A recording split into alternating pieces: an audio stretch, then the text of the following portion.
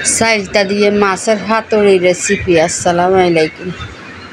এই জায়গায় কিছু চালটা লইলাম আর কিছু ইলিশ মাছ আর আপনার তেলাপিয়া মাছ ছোট ছোট টুকরা করে লইছি। কড়াইয়ের মধ্যে পরিমাণ মতো তেল দিলাম, রসুন কুচি, পেঁয়াজ কুচি, কাঁচামরিচ ফালি এগুলা দিয়ে এগুলার একটু ভাজি নিয়ে একটু ভাজা হয়ে গেলে এগুলার মধ্যে দিয়ে আমি পরিমাণ মতো লবণটা দিই আর একটু কতক্ষণ ভাজি দিয়ে দিলাম রসুন বাটা। এই জায়গায় একটু রসুন বাটাটা বেশি ভালো হয়,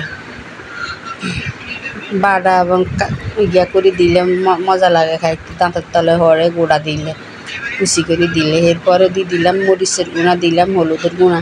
আপনারা চাইলে এই পর্যায়ে দিতেন হারেন, বাটা মরিচ দিতেন হারেন যারা জাল বেশি খান।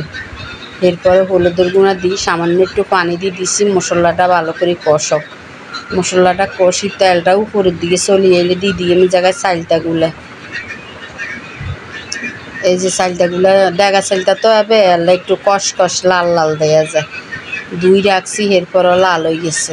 এরপরে এগুলার একটু কষাই আইলে দিয়ে মাছগুলা, ইলিশ মাছ আছে, ইলিশ মাছের লেজেরে ছোট ছোট টুকরা করে লইছি আর আপনার তেলাপিয়া মাছ 2 পিসের ছোট টুকরা করে লইলাম। এরপরে এগুলো ভালো করে কষাই নিলাম।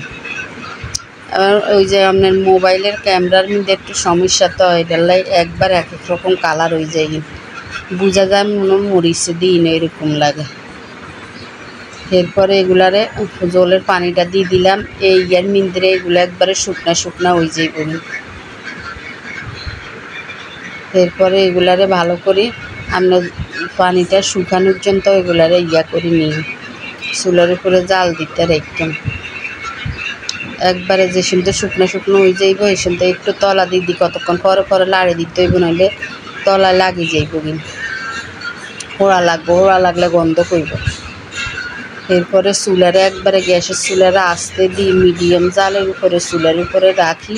এভাবে শুকনো করে নিলে আপনার চালটা দিয়ে মাছের হাতুড়ি রেসিপি রেডি। যদি আমার কাছে ভালো লাগে একটা লাইক, কমেন্ট, শেয়ার, সাবস্ক্রাইব করে দিন। এইভাবে একবার হইলেও রান্না করে দেখবেন।